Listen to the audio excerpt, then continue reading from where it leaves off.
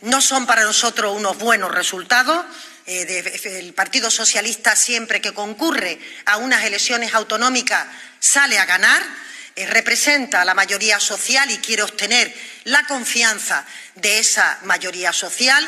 Por tanto, tomamos nota de lo que los andaluces nos expresan. Nos hubiera gustado que los resultados hubieran sido otros, pero, por supuesto, aceptamos, como no puede ser de otra manera, el veredicto de las urnas.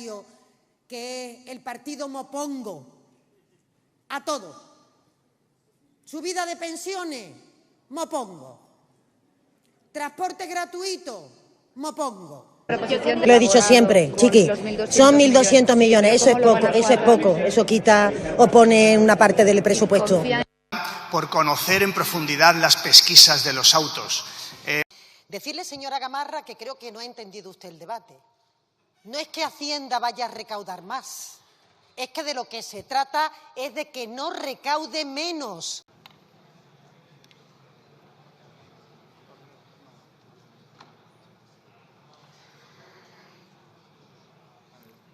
Votos emitidos 350, a favor 349, en contra 1, abstenciones ninguna. En consecuencia queda convalidado el Real Decreto Ley. Mis condolencias primero y en primer lugar a las familias de Jerónimo y Germán. Los accidentes laborales tienen que ser una prioridad, por supuesto. Hay trabajadores que fallecen por el simple hecho de ganarse la vida y, por tanto, todos tenemos que aliarnos contra esa lacra de los accidentes laborales. ¿Qué hemos tenido enfrente? Un Partido Popular, el Partido Popular entonces de Casado, bueno, de Rajoy, cuando llegamos, el de la barba y el puro. Posteriormente, el Partido Popular del señor Casado, el de la sonrisa eterna que no decía nada. Y ahora el Partido Popular del señor Feijóo, el marinero. El de que navegamos caverna o no sabemos muy bien qué navegamos, pero que se monta en los yates privados y en los aviones privados de sus amigos. En los que no conoce, sus amigos los que no conoce. El que yo le llamo el señor Mopongo. Feijóo el señor Mopongo. No es que venga de África. Es que ponga usted una propuesta que yo me opongo. Da igual lo que tú digas, yo me opongo. No estoy de acuerdo. No importa si beneficia a la mayoría de los ciudadanos, que nosotros estamos en contra, yo me opongo permanentemente. Las elecciones andaluzas celebradas el día de ayer le dieron otra victoria holgada al Partido Popular, con un resultado no desdeñable de Vox. Mientras tanto, la izquierda vuelve a obtener uno de los peores resultados de su historia. Y esto sorprende y llama especialmente la atención, teniendo en cuenta que Andalucía no ha sido históricamente una región donde la derecha dominase. No estamos hablando de Galicia o Castilla y León, estamos hablando de Andalucía, comunidad autónoma donde en 1990 la izquierda sacó nada más y nada menos que el triple de escaños que el Partido Popular.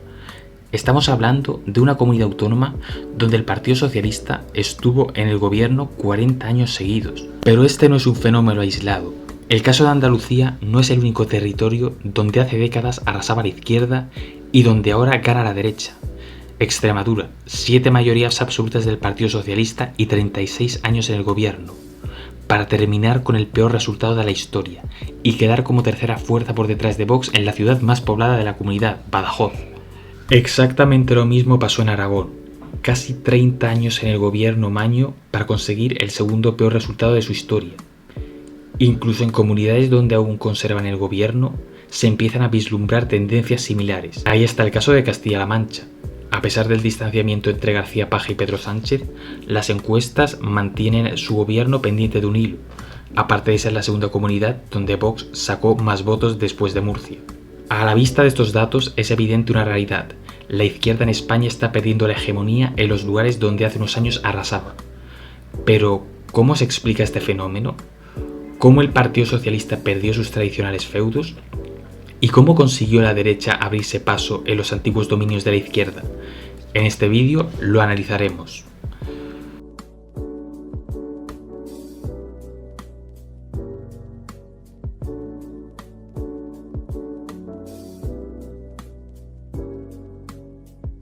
Este es el mapa de la estructura de la propiedad de la tierra en España por provincias. Los tonos anaranjados muestran las provincias donde predomina la pequeña propiedad: Galicia, la costa cantábrica, Valencia, Canarias. Los tonos verdes muestran los lugares donde predomina la mediana propiedad: Castilla y León, País Vasco, Navarra. Y los tonos rosados muestran los lugares donde predomina la gran propiedad, es decir, donde muy poca gente tiene gran parte de las tierras y gran parte de la población carece de ella. Gran parte de Andalucía, Extremadura, Castilla-La Mancha y Aragón, aunque también estaría Madrid, pero esto es caso aparte. Es un hecho, los territorios donde la propiedad de la tierra ha estado concentrada en unas pocas manos, donde predominan los latifundios, son los mismos en donde la izquierda ha dominado históricamente. En una economía predominantemente agraria, la propiedad de la tierra es un factor insoslayable en la riqueza de las personas. Los agricultores que cultivan en sus propios terrenos reciben los beneficios netos que el campo les proporciona, pudiendo reinvertirlos y sin necesidad de darle nada a ninguna tercera persona.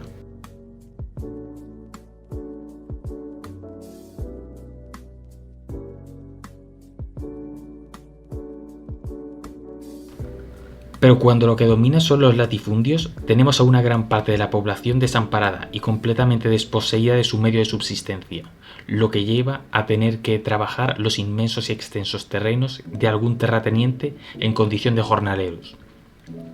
A estos jornaleros no les queda otra opción que aceptar las condiciones de los terratenientes, quedándose estos con la mayor parte de las ganancias.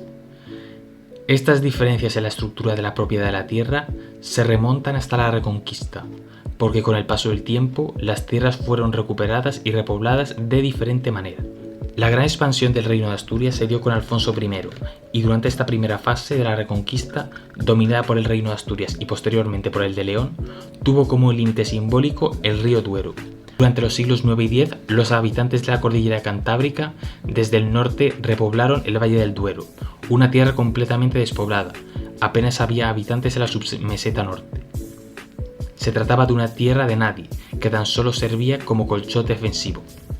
Cuando a principios del siglo IX los asturianos descendieron de la cordillera, se encontraron con que León, la antigua ciudad romana que posteriormente se convertiría en capital, estaba completamente despoblado. El sistema escogido para repoblar el norte peninsular fue la presura, siguiendo la tradición romana y visigoda. La presura se realizaba por medio de la ocupación de la tierra de nadie. Consistía en llegar el primero y apropiarse del terreno. Mediante presura se llegó hasta la ribera del Duero, por el oeste, y hasta el Prepirineo por el este. Así nació, por ejemplo, la ciudad de Burgos.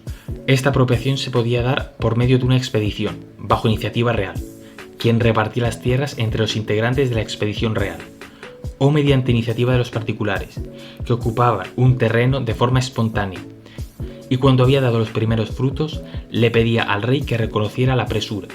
Semejante sistema propició que en España nunca llegase a existir un feudalismo como el que se dio en el resto de países de Europa, y dio lugar a un sistema de democracia directa nunca antes visto, llamado Concejo Abierto, sobre el que ya hice un vídeo. También en Cataluña, con vastos territorios yermos sin habitar ni cultivar, al ser el paso obligado entre Francia y el poder musulmán, las repoblaciones fueron similares a la presura castellano-leonesa. El Condado de Castilla siguió este sistema con Ferran González. El problema de la presura es que funcionaba solo cuando no había población o esta era pequeña. Tenía, además, cierto componente caótico. Los aldeanos podían o no podían ir hacia el sur. Un sistema muy similar se utilizó en la expansión hacia el río Tajo. Los musulmanes eran expulsados de las ciudades que eran repobladas por gente venida del norte, mediante la creación de concejos y comunidades de villa y tierra, bajo la iniciativa del rey, que otorgaba a los repobladores fueros y privilegios. Esta situación cambió en el siglo XIII cuando el protagonismo lo tomaron órdenes militares de monjes soldados, como la de Calatrava en La Mancha y la de Alcántara en Extremadura. El cambio se dio porque, al contrario que con la presura, estas órdenes no lograban atraer a una gran cantidad de hombres, sino que la tierra se tuvo que repartir entre muy pocas manos, por lo que se formaron grandes fincas ganaderas en la Castilla meridional y agrícolas en Extremadura. Sería el principio de los latifundios que siglos más tarde tomarían aún más protagonismo, cuando lo que tocó fue reconquistar Andalucía. Durante el reinado de Fernando III, A diferencia de los casos anteriores, las tierras sí estaban cultivadas y las ciudades estaban habitadas. Córdoba era una de las ciudades más pobladas del mundo. Se obligó a los habitantes de las grandes ciudades andaluzas a abandonarlas. No se trató de un repoblamiento popular, sino que fue organizada por la monarquía con el apoyo de la nobleza y la aristocracia, repartiendo las tierras en función del apoyo dado, a través de donadíos y repartimientos. Mismo sistema se utilizó en la conquista de Granada. La tierra no fue repartida entre muchos campesinos, sino entre unos pocos nobles. Este origen explica por qué en el norte prevaleció el minifundio y en el sur el latifundio. Esta situación no hizo nada más que empeorar en el siglo XIX, con las desamortizaciones. La desamortización de Mendizábal en 1836, llevada a cabo durante la regencia de María Cristina de Borbón, supuso la nacionalización de todos los bienes eclesiásticos, incluyendo miles de hectáreas de tierra, que fueron mayoritariamente vendidas a bajo coste a grandes inversores, aristócratas y burgueses, aumentando aún más la concentración y la desigualdad. Casi 20 años después, la desamortización de Madoz puso a la venta todas las propiedades de los municipios y del Estado, así como las pocas que podían quedar en la Iglesia, subastadas y quedando una vez más en manos de unas pocas manos. Durante este proceso, el 40% de la tierra cambió de manos. Los compradores fueron sobre todo latifundistas, terratenientes y comerciantes, que engrosaron aún más su patrimonio. Semejante situación dio lugar a un caldo de cultivo perfecto para el socialismo y el anarquismo. Lo podemos ver en el siguiente mapa de afiliación sindical en España durante la Segunda República. Podemos observar cómo, en zonas donde la propiedad estaba bien repartida, en todo el norte peninsular predominan los sindicatos católicos, que no enarbolaban la lucha de clases ni hablaban de plusvalía, puesto que los campesinos no tenían un señor, un amo, un capitalista contra el que luchar. La propiedad era suya. Por el contrario, además de en zonas industriales como en Cataluña o en Asturias, los sindicatos obreros de izquierdas como el anarquista CNT y el socialista UGT lideraban en provincias dominadas por el latifundismo. Aquí sí que había desigualdad. Aquí sí que había un contraste entre una pequeña minoría que concentraba las tierras, los medios de producción o, como se les conocía por aquellos lugares, los señoritos, y una gran mayoría de jornaleros que trabajaban una tierra que no era suya y recibían una mayor parte de las cargas a cambio de un mísero jornal. Aquí sí que podían cuajar la lucha de clases y el fin de la propiedad privada de los medios de producción. Esto dio lugar a numerosas tensiones, como la sublevación campesina de Loja en 1861, cuando los campesinos asaltaron los cuarteles de la Guardia Civil de varias localidades de Granada al grito de «Viva la República y muera la Reina», donde el otrora presidente Narváez tenía en su propiedad gran parte de las tierras. Crisis aún más grave se dio en el conocido como Trienio Bolchevique, revueltas obreras y campesinas que se dieron a partir de 1917 al calor de la Revolución Rusa, mediante huelgas y movilizaciones que se radicalizaron dando lugar a ocupación violenta de tierras bajo el lema «La tierra para el que trabaja» y asalto a los ayuntamientos. Este episodio fue sofocado mediante la subida de salarios y la aplicación de la ley de fugas, que consistía en asesinatos de detenidos. Durante la dictadura de Primo de Rivera, las protestas se quedaron contenidas, sobre todo por la colaboración de la UGT, pero la herida fue reabierta con la llegada de la Segunda República y sobre todo con la Ley de la Reforma Agraria, un ambicioso proyecto planteado por el ministro de Trabajo, Largo Caballero, en 1932, para la expropiación de una gran parte de los latifundios y tierras mal cultivadas. Sin embargo, la eficacia real de la reforma agraria fue muy deficiente, en comparación con lo previsto. Apenas se confiscaron terrenos. Esta lentitud puso fin al gobierno de Azaña, con los sucesos de Casas Viejas, levantamiento campesino en Cádiz. Con la llegada de Franco, las cosas tampoco cambiaron mucho. Desde antes de la guerra, José Antonio Primo de Rivera y Ramiro Ledesma hablaban en favor de solucionar el problema del latifundismo. En los 27 puntos de Falange Española se podía leer: hay que elevar a todo trance el nivel de la vida del campo, vivero permanente de España. Para ello adquirimos el compromiso de llevar a cabo sin contemplaciones la reforma económica y la reforma social de la agricultura. Así se desarrolló el Instituto Nacional de Colonización, con la creación de 300 nuevas localidades para el aprovechamiento agrícola, pero la desigualdad persistió. Y mientras la industria se desarrollaba en Cataluña, Madrid, País Vasco o Valencia, en el sur peninsular persistía el sector agrícola y el atraso, a la par que el éxodo rural llevaba a que muchos se desplazasen a esos focos industriales, destacando el traslado de extremeños y manchegos a Madrid y de andaluces a Cataluña, los llamados charnecos. El único sector que creció durante esa época fue el turismo en la costa andaluza, pero seguía habiendo una diferencia brutal entre el norte próspero e industrializado y el sur atrasado y poco desarrollado. Todo este caldo de cultivo cristalizaría tras la muerte de Franco.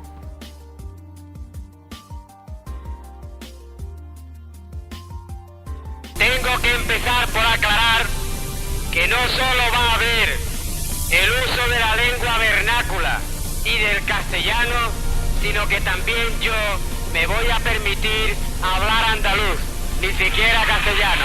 Con la transición española y la aprobación de la Constitución, el sur peninsular se tiñó de rojo desde el primer momento.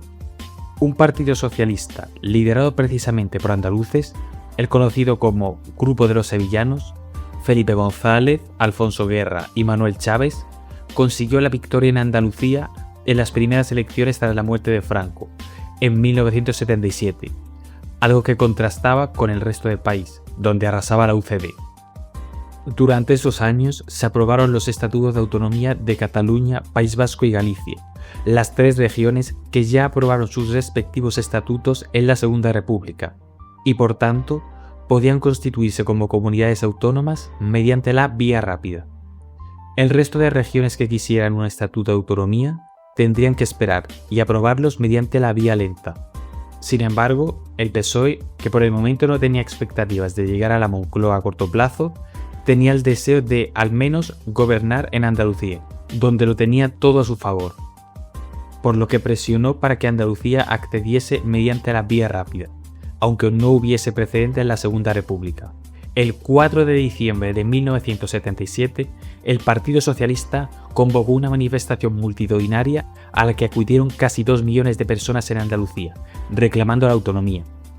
El partido de Adolfo Suárez se mostraba contrario a adoptar la vía rápida, e incluso propuso dividir la región en Andalucía Occidental y Andalucía Oriental, puesto que esta última la izquierda no tenía tanto peso. Sin embargo, las presiones de la sociedad andaluza llevó a la firma del Pacto de Antequera entre los principales grupos políticos. El acuerdo sería que habría un referéndum y que Andalucía lograría el estatuto si se lograba una mayoría absoluta de síes en las 8 provincias. UCD y Alianza Popular pidieron la abstención, mientras que PSOE, Partido Comunista y Partido Andalucista exigieron el sí. En su conjunto, el sí ganó con el 64% de los votos. Sin embargo, en Jaén y Almería no superó el 50%, algo que, en teoría, tendría que haber llegado a dar marcha atrás al proceso autonómico. Pero tras una serie de negociaciones, se decidió modificar la ley orgánica de referéndum ad hoc, estableciendo que únicamente sería necesaria la mayoría absoluta en el conjunto de la región, sin necesidad de que fuese en todas las provincias. Al año se aprobó el Estatuto de Autonomía y se convocaron las primeras elecciones autonómicas. La izquierda arrasó y el candidato del PSOE, Rafael Escudero, superó el 50% de los votos, obteniendo la mayoría absoluta, con 66 escaños. Muy por detrás quedaron Alianza Popular y la UCD. El Partido Comunista logró 8 escaños, siendo segunda fuerza en la provincia de Córdoba. Y es hora ya de que podamos decir que tenemos un partido socialista. Esta fue la primera gran victoria del Partido Socialista, la primera de muchos en los años 80. A los pocos meses, Felipe González lograría en las generales la supermayoría de los 200 escaños. ¡Adelante!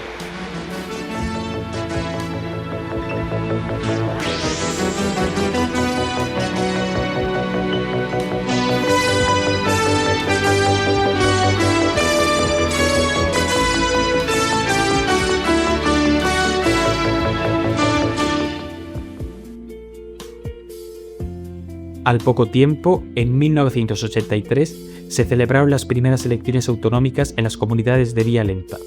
El PSOE ganó en todas las comunidades excepto Cantabria y Baleares. El quid de la cuestión es que en algunos lugares, como en Castilla y León o Madrid, dejaría el poder en poco tiempo, y en otras se mantendría en el gobierno durante décadas de manera ininterrumpida, con líderes icónicos que se convertirían en símbolos de sus respectivas regiones. En Extremadura, Juan Carlos Ibarra y Guillermo Fernández Vara mantendrían al PSOE en el gobierno durante 40 años, exceptuando un periodo entre 2011 y 2015 donde gobernó el PP. Exactamente lo mismo pasó en Castilla-La Mancha, con la figura fuerte de José Bono, que le granjeó a los socialistas nada más y nada menos que 7 mayorías absolutas consecutivas. Dominio parecido se mantuvo en Aragón, que, aunque el Partido Aragonesista y el PP lograron varias veces alternancias, el PSOE fue siempre el partido hegemónico. Casi 40 años en el poder suman también los socialistas asturianos, frente a tan solo 5 de gobierno de la derecha. El Partido Socialista se había convertido en amo y señor de media España. Semejante poder, sin una oposición real que pudiera disputarles el mandato, les dio carta blanca para convertir las instituciones en un cortijo privado. El 19 de enero de 2011, la juez de Sevilla, Mercedes Alaya, abre diligencias penales contra una trama que se convertiría en el mayor caso de corrupción de la historia de España, que puso al descubierto cómo durante años la cúpula del gobierno andaluz del PSOE sustentó su propio poder a través del reparto arbitrario de fondos millonarios a cambio de lealtades y favores. Se trataba del caso ERE de Andalucía.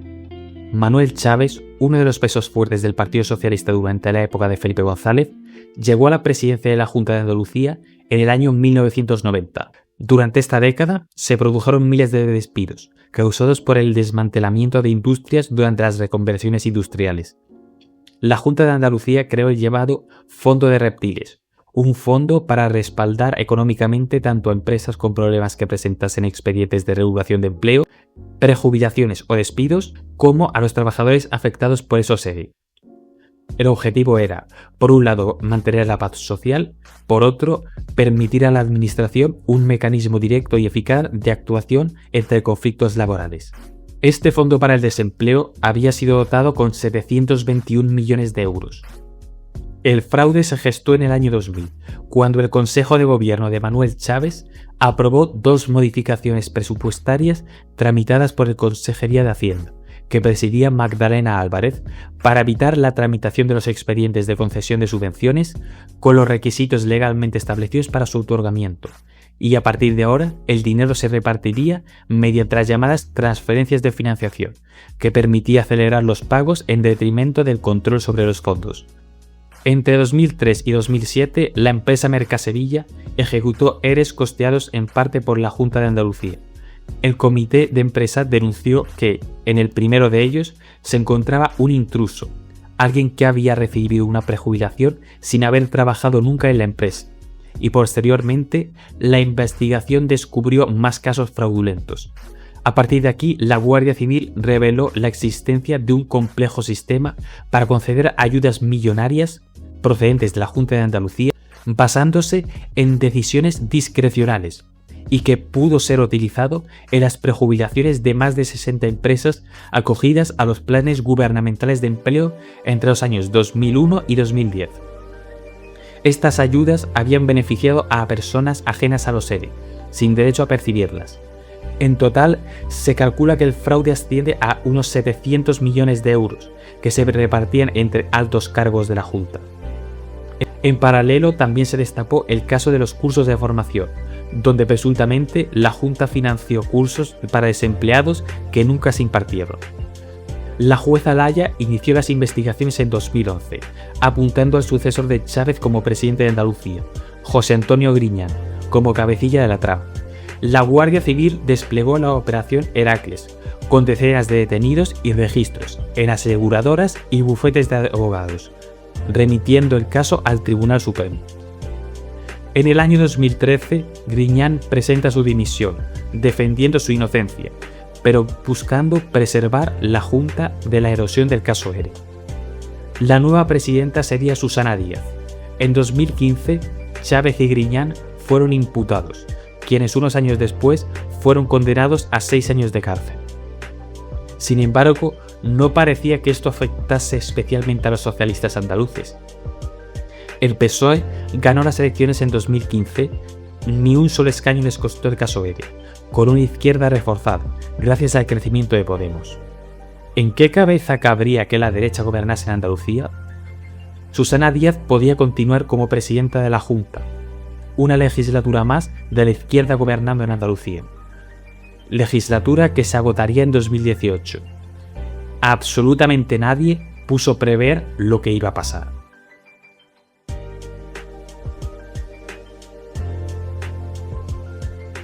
Un resultado que todos los que han estudiado las cifras, los sondeos, consideran que va a ser una victoria en escaños del Partido Socialista, sensiblemente con menos escaños, posiblemente que en anteriores comicios, y con el suficiente margen para formar gobierno si Adelante Andalucía le apoya, cosa que hará.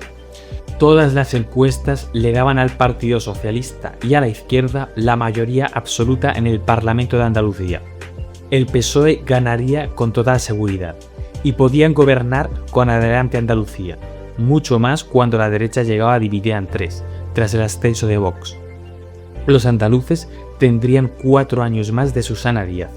Lo que absolutamente nadie esperaba sería que el PSOE se iba a dejar 14 escaños. Teresa Rodríguez se dejaría 3, mientras que Partido Popular, Ciudadanos y Vox sumaban mayoría absoluta. Juan Manuel Moreno Bonilla sería investido como presidente de la Junta de Andalucía. Por primera vez en la historia, la derecha llegaba al Palacio de San Telmo. Para la izquierda esto era triste, pero no había que hacer saltar todas las señales de alarma. Al fin y al cabo, eran 40 años, mucho desgaste de Susana Díaz y por los ERE. Al fin y al cabo, la victoria de la derecha era por muy pocos escaños. Seguro que Ciudadanos engañó a mucha gente de izquierdas. Y seguro que en un abrir y cerrar de ojos el PSOE volvería a ganar en una tierra que siempre había sido suyo. Nada más lejos de la realidad. En el año 2022, el Partido Popular más que duplicó sus resultados y consiguió gobernar con mayoría absoluta. Además, si sumaban a Vox, la derecha sacó casi el doble de escaños que a la izquierda. A PP, Vox y Ciudadanos les votaron el 60% de los electores. PSOE por Andalucía y Adelante Andalucía a tan solo el 36%. Un resultado inimaginable hace unas décadas. Esto no era un simple cambio de gobierno, era un giro copernicano, la demostración patente de que había ocurrido un cambio en la hegemonía cultural del sur del país. El entonces foco del socialismo y el anarquismo en España se había transformado en un feudo de la derecha. Mientras se está produciendo este vídeo, los andaluces están a punto de volver a votar. Y no parece que vayan a cambiar mucho las cosas. El debate ya ni siquiera es si gobernará PP o PSOE. La incógnita es si el Partido Popular revalidará la mayoría absoluta o tendrá que gobernar con Vox. Y esto no es un caso aislado. Parece que todo el dominio regional de la izquierda se ha derrumbado como un castillo de naipes. En 2023 el Partido Popular consiguió gobernar por segunda vez en su historia la Junta de Extremadura. Esto fue más suerte que otra cosa. PP y PSOE habían empatado y el bloque de la derecha tan solo le sacaba un escaño de diferencia a la izquierda, 33 frente a 32. Sin embargo, 2 años después, por la imposibilidad de aprobar los presupuestos, se tuvieron que convocar elecciones anticipadas para diciembre de 2025. En ese momento se repitió el mismo patrón que ya se produjo en Andalucía. La derecha obtuvo el 60% de los votos. El PP sacó más que PSOE y Podemos juntos. Además, Vox quedó por delante del PSOE en Badajoz, la ciudad con más habitantes de Extremadura, que otrora fue un bastión socialista. A lo mejor no fue tan buena idea presentar como candidato al que presuntamente enchufó al hermano de Pedro Sánchez en un puesto ad hoc de la Diputación de Badajoz. Y David, ¿me puede usted explicar, por favor, porque ayer nadie pudo hacer lo que es la Oficina de Artes Escénicas? Disculpe. La Oficina de Artes Escénicas. Sí. ¿Qué es?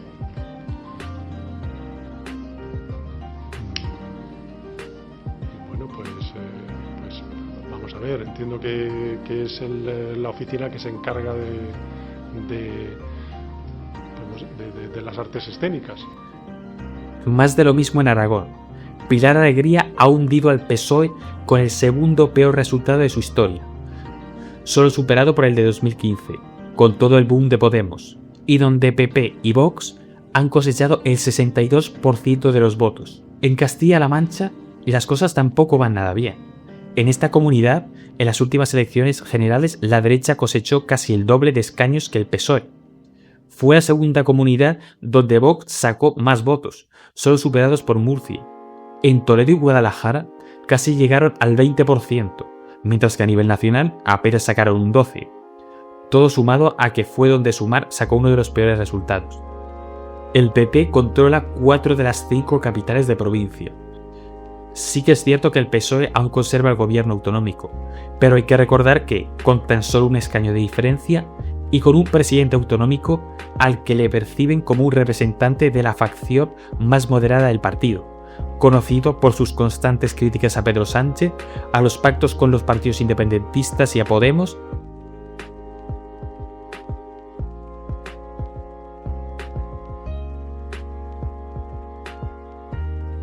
El único feudo donde la izquierda parece resistir es Asturias, pero que no se duerman en los laureles. Para poder ofrecer una explicación, tenemos que analizar varios factores. En primer lugar, estaría el cambio en la estructura económica del sur del país. El siguiente gráfico muestra la población de las 8 provincias andaluzas agrupadas por sectores económicos en el año 1910. A principios del siglo XX, la inmensa parte de la población se dedicaba a la agricultura, representada por el color azul. Lo mismo en 1960, aunque el sector agrícola se había reducido un poco, aún seguía suponiendo la mayor parte de los puestos de trabajo. Pero ahora, fijaos en cómo ha cambiado este escenario para el año 2001. La mayor parte de la gente ya no se dedica a la agricultura, ni siquiera a la industria, sino al sector servicios. Exactamente lo mismo ocurre en Castilla-La Mancha. Exactamente lo mismo pasa en Extremadura y exactamente lo mismo ocurre en el resto del país. Lo que hemos estado viviendo las últimas décadas en los países desarrollados es un cambio en la estructura laboral donde la agricultura y la industria han cedido paso al sector servicios. Y en España todavía más, donde el sector terciario representa el 76% de la población, frente al 64% de la media europea. En su momento, el problema de la propiedad de la tierra, el hecho de que miles de jornaleros trabajasen en una tierra que no era suya para que se enriqueciesen unos pocos señoritos, era la cuestión más importante en muchas zonas del país, puesto que esta realidad opresiva era el día a día de la mayoría de la población. Por eso dominaba la izquierda, por eso el anarquismo y el marxismo llegaron a tener tanto peso, por eso mucha gente votaba al Partido Comunista. Y por eso el PSOE estuvo 40 años en el gobierno, porque el relato que vendía la izquierda realmente se adecuaba a la realidad de la gente. Pero en 2026, ¿cómo le vas a hablar de reforma agraria a un sector primario que supone el 4% de la población ocupada? Y esto está pasando en todo el mundo. En Estados Unidos, Donald Trump en las últimas elecciones ganó el voto obrero, un país donde está presente el fenómeno redneck, hombre blanco, trabajador y de zonas rurales, pero de valores conservadores y de voto republicano. En Francia, Marine Le Pen consiguió la mayor parte del voto obrero, destacando la victoria en el tradicional círculo industrial del noreste de Francia.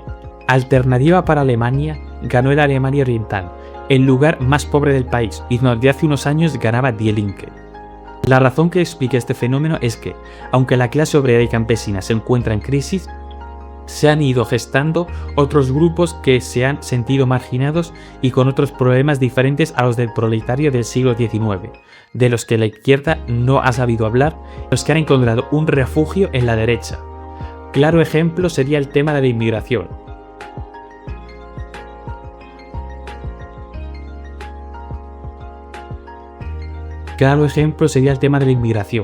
En el año 1969 en Francia se hizo un sondeo que reflejó que el 79% de los trabajadores encuestados defendían, cito, que había demasiados norteafricanos en Francia. Vox obtiene sus mejores resultados en Almería, Murcia o Ceuta, los lugares con la mayor cantidad de inmigración marroquí. Ahora fijaos en otra cosa. El siguiente mapa muestra la proporción de alumnos que cursan la asignatura de religión en España. Resulta que Extremadura, Andalucía y Castilla-La Mancha son las 3 comunidades con más gente religiosa. Y además existe una tendencia clara entre los católicos creyentes a votar a la derecha. Otro problema que genera especial rechazo en gran parte de España es el tema del independentismo. fuera de Cataluña, País Vasco y Galicia, los partidos separatistas generan un gran rechazo. Es completamente lógico y normal que un sevillano, un zaragozano o un albaceteño no quiera que se le den privilegios a otras regiones como conciertos económicos o cesión de competencias, mientras que a ellos no se les presta la suficiente atención. La derecha ha intentado capitalizar este descontento. Por eso PP y Vox sacan muchísimos más votos en el centro que en la periferia. Sin embargo, si la cuestión regional ha perjudicado al PSOE en las comunidades del sur y del centro de España, parece que ha pasado lo contrario en la periferia. Y es que Cataluña es ahora mismo una de las pocas comunidades que le quedan a los socialistas. Salvador Illa llevó al PSC de nuevo al gobierno de la Generalitat en el año 2024, igualando el resultado de Pascual Maragall en 2003. En las generales de 2023, la Izquierda Nacional consiguió un resultado histórico. El PSC quedó primero, Sumar quedó segundo y entre ambos juntaban el 48% de los votos, todo sin contar a Esquerra Republicana y a la CUP. Parece que Cataluña va a contracorriente. Mientras que en todo el país, la izquierda en general y el Partido Socialista en particular están en retroceso, en Cataluña sucede justamente lo opuesto.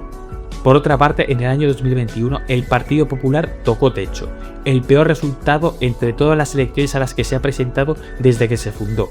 Tan solo un 3% de los votos. Y esto coincide con el desinfle de los partidos independentistas.